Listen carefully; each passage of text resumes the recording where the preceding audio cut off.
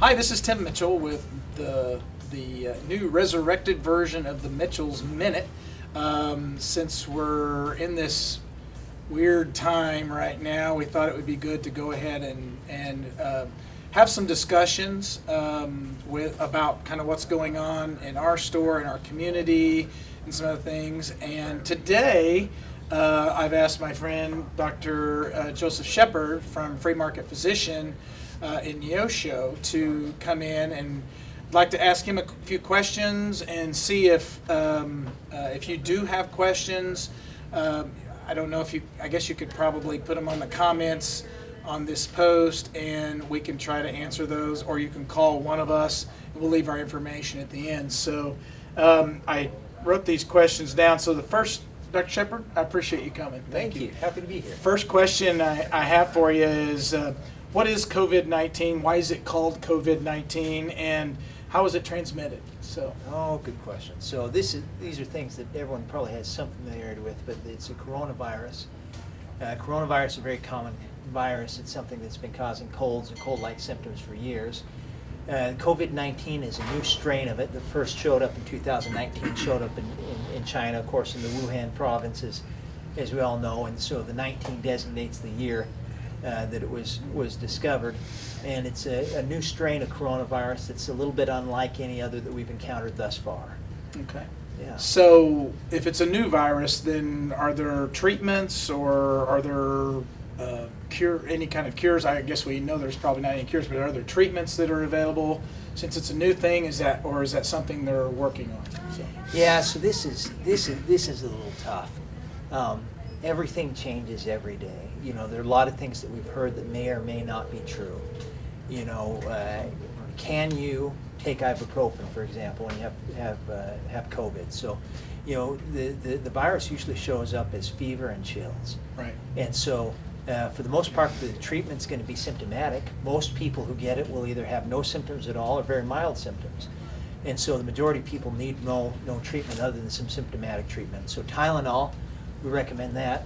Ibuprofen, NSAIDs, can you take those?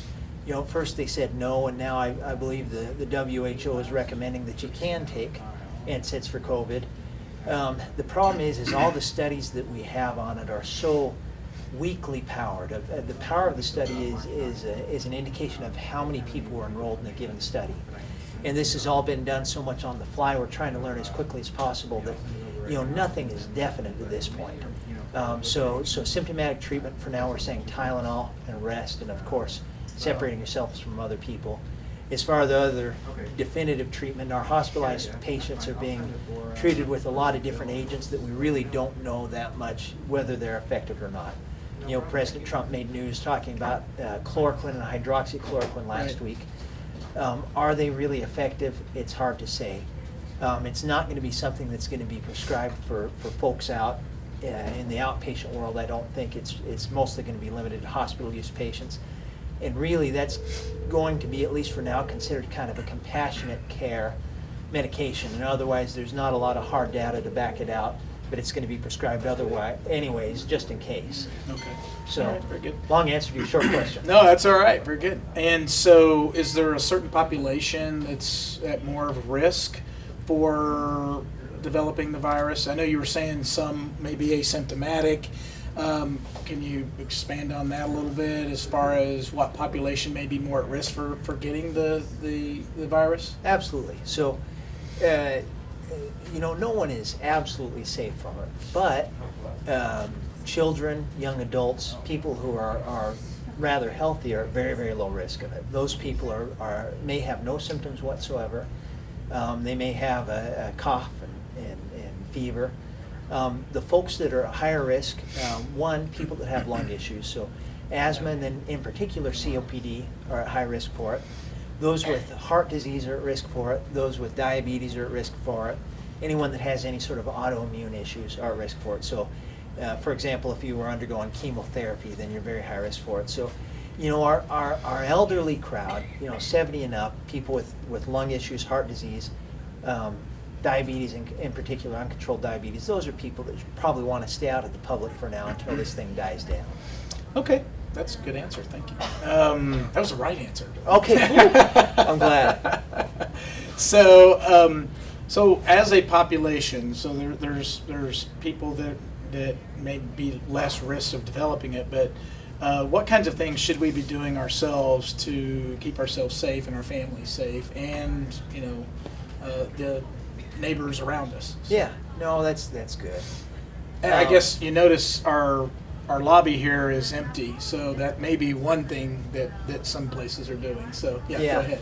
Yeah, the guidelines, state of Missouri right now, the governor's asked that we limit gatherings to a group of 10. So you're not able to see this here, but it's me and Tim and then a film crew of 7 other people. 7 other people, yeah. They're doing it right now. I would recommend that we follow any public health guidelines that we're being given right now. So right now we're limiting gatherings to other 10. Schools are closed down. Churches, by and large, are not operating. And I think those are good guidelines, and they're going to be changing all the time. Sure. So whatever public guidelines are out there, I would endorse. If you're sick with fever and a cough, you need to be away from people.